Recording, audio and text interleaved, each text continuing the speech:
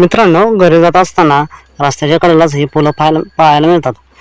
तर या फुलांचं वैशिष्ट्य म्हणजे ही फुलं फक्त तुम्हाला गणपती बसल्यानंतरच पाहायला मिळतात. ही फुलं तुम्हाला वर्षभर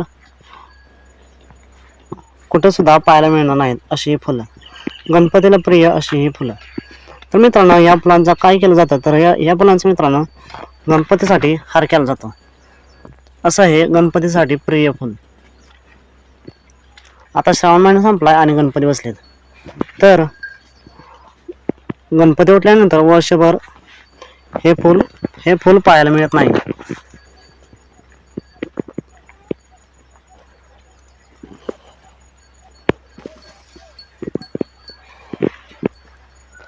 तर मित्रांनो, ही फुले तुम्हाला लाल पांढरे आणि अशा अनेक कलरमध्ये पाहायला मिळते.